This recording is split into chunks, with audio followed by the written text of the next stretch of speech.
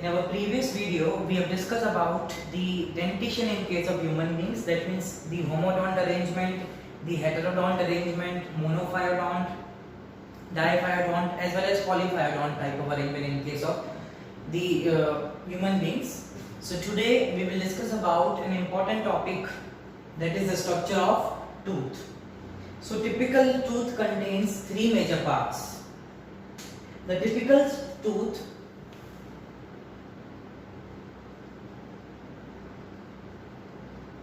has three major parts or three major areas which are present within the structure of human tooth. That is crown, the second region is neck, and the third region is root. So the typical tooth contains three structures or three major parts: crown, neck, as well as root. Let us see and label where these three structures are located. So this is the typical structure of human tooth. These are the depressions which we call it as alveoli, and this is the bony region, mainly the jaw bones, and the bones are also called as alveolar bone, and the depressions are called as alveoli. So basically this region is the region of crown. These red regions are our gums. So what are gums? If you observe the reddish soft fleshy structures, in the entire buccal cavity is what we call it as gums. So gums are reddish soft fleshy structures in buccal cavity is called as gums. So this is the region of crown. Below the crown, the neck region is located, and beneath the neck, the entire region is the region of root. So if biologically we have to locate the crown, neck, as well as the root region, what statement we will write? So basically, crown projects above the gum region. So if this is the gums region, below that is the region of crown. So crown projects above the gums. Neck region is within this area where the gums are located. That means the neck region is surrounded by the gummy part.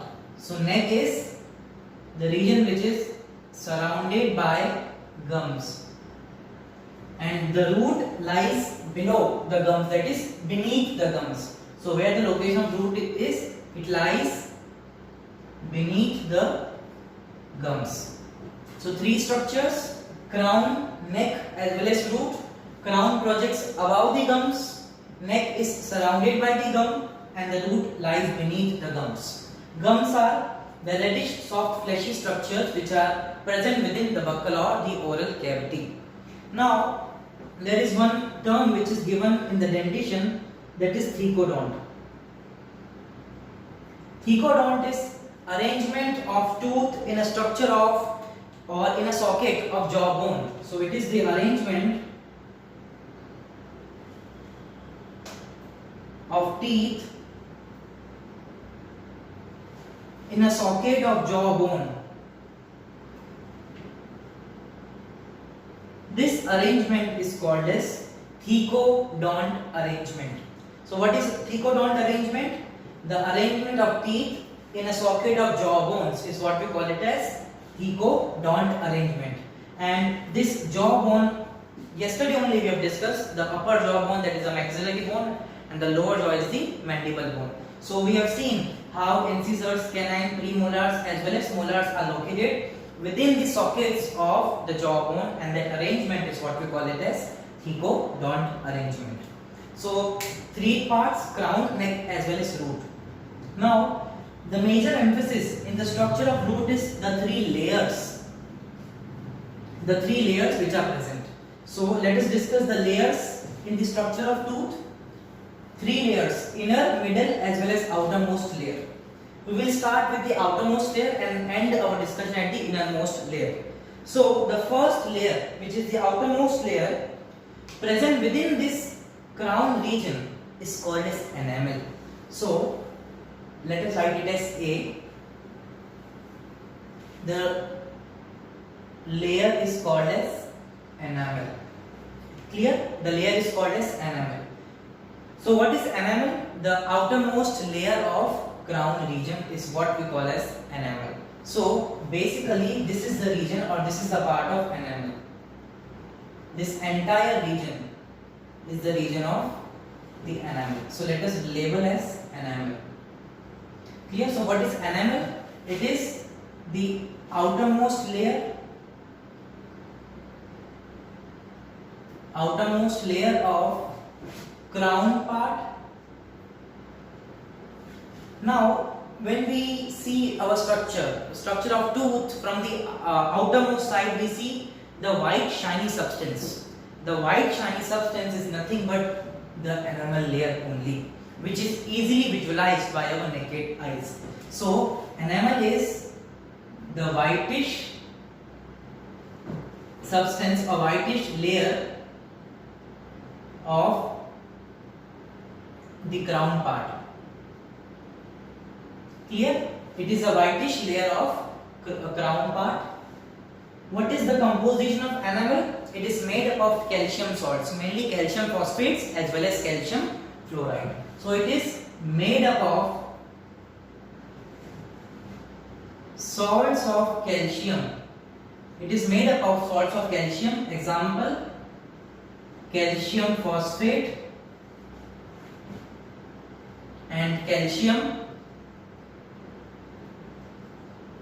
fluorides. Okay, so it is made up of the salts of calcium, that is the calcium phosphate as well as calcium fluorides. It is the hardest substance of our body, the enamel. Clear? So it is the hardest substance of our body. Why it is the hardest substance of our body? Because it is made up of the salts of calcium, which are joined with the calcium phosphate as well as calcium fluorides.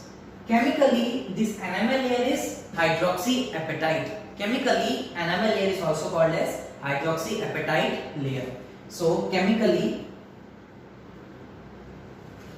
it is hydroxyapatite. So chemically it is hydroxyapatite in nature. Clear? So this is all about the enamel. Now basically one most important thing to remember in case of the enamel structure, the cells that secrete enamel. So the name of the cells are ameloblast. So ameloblast secretes enamel layer. Clear? The cells is ameloblast. Ameloblast are those cells that secrete enamel layer. So far what we discussed about the enamel, it is the outermost white shiny surface or the shiny layer of the crown part. It is made up of the salts of calcium, that is calcium phosphate, calcium fluorides.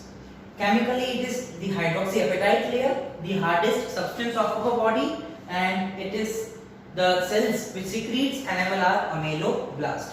Now one thing we have to focus on, that fluorides. What we can infer from this thing is that it is made up of salts of the calcium, calcium fluorides, calcium phosphates. So we can conclude that fluorides are essential for the formation of enamel layer. Fluorides are essential for the formation of enamel layer, but excess of fluoride will cause mottling of leaf. Excess of fluoride will cause mottling of tooth. So when the tooth mottle, what will happen? It will get deformed and it will fall off from the gummy part. Clear? So this is all about the layer of enamel.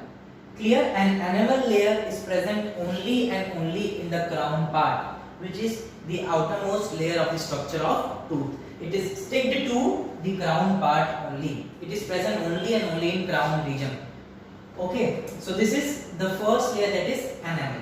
Now let us discuss about the second layer. The second layer is the layer of dentine. Okay, so let us discuss about the dentine layer. Let us label as B. Dentine. Now beneath this enamel, this layer which I have drawn with the blue marker is the layer of dentine. This is the layer of dentine. Now, basically, enamel as well as dentine both are more or less similar. Similar in terms of what? It is also hardest layer or hardest in nature. Why? Because it is also made up of calcium salts. The composition wise it is more or less similar. It is made up of calcium salts and it is also hardest. There is a change in the color. The enamel layer was whitish layer, but this dentine is pale yellow. The color of the dentine is pale yellowish color. There is one more difference between the enamel as well as dentine. The cells that secretes enamel are ameloblast, and the cells that secretes dentine are odontoblast. So odontoblast are the cells that secrete dentine. So again, dentine, it is made up of the calcium salts. It is pale yellowish color layer located beneath the enamel and it is present everywhere. Okay. Odontoblasts are the specialized cells that secretes dentine. So let us label the odontoblast. This is the region, the lowermost region where the jaw bones are located, and the circles which I have drawn are the layer of odontoblast. These odontoblasts are the cells that will secrete the dentine layer. So this is the second layer of the structure of tooth. Now we are remaining with only last layer, that is the pulp cavity. So enamel done, dentine also done. The third layer is the layer of pulp cavity.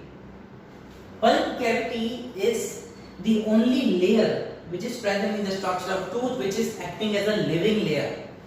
About two layers, that is dentine as well as enamel, are non-living in nature. They are non-living in nature. Pulp cavity is living layer, or it is living in nature. Now why this layer is living in nature? Because this is supplied with connective tissue, blood vessels as well as nerves. So pulp cavity has pulp, and this pulp cavity layer is supplied with connective tissues,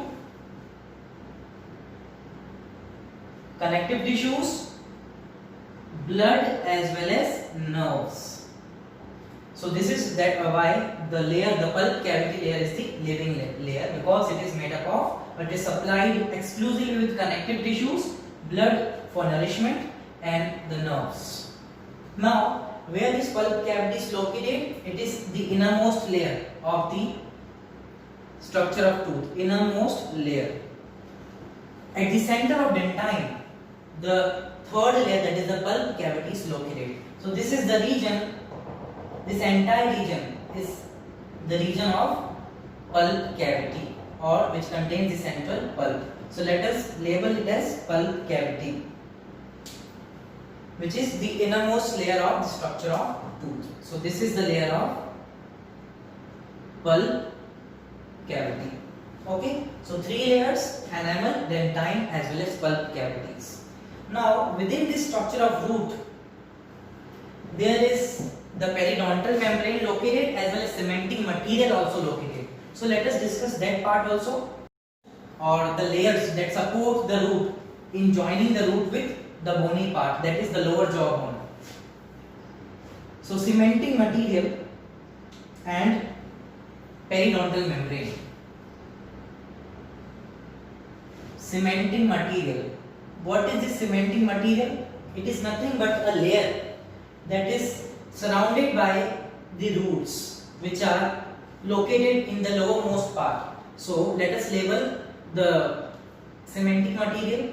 Say for example, if this is the root region, then the cementing material layer will be located somewhere here.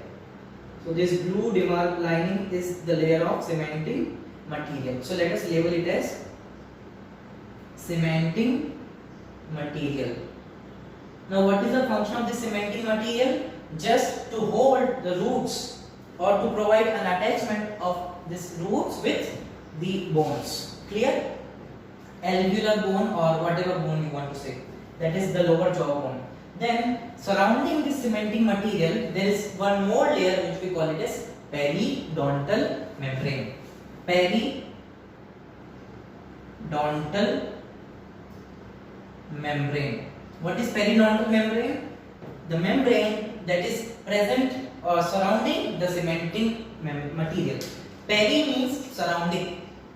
Clear? So say for example, if this is the blue region of the the cementing material, then surrounding this cementing material, this one more layer I am drawing with the black.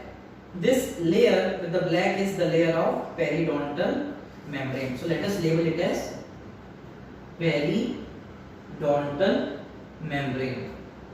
Clear? And the function of periodontal membrane is again to provide a kind of attachment, or it supports the cementing material, that it ensures that cementing material correctly adheres the root region to the gums via the attachment of the bones. So these are the three layers, that is the enamel, dentine as well as the pulp cavity, cementing material as well as periodontal membrane. Now function,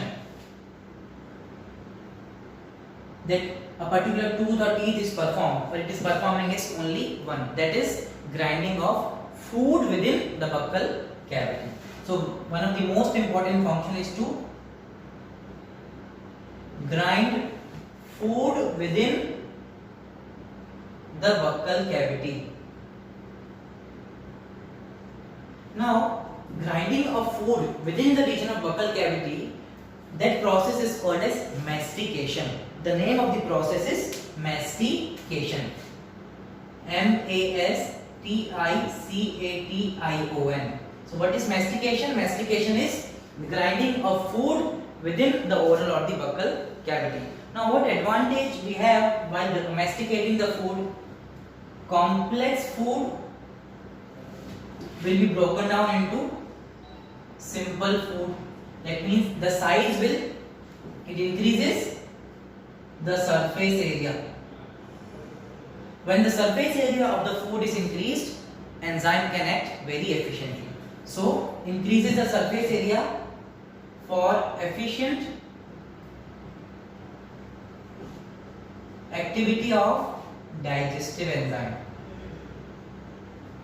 And we know digestive enzymes are those enzymes that has the capacity to transfer or to convert, to digest complex food into simplest food. So main one function, that is mastication, grinding the food within the buccal or the oral cavity.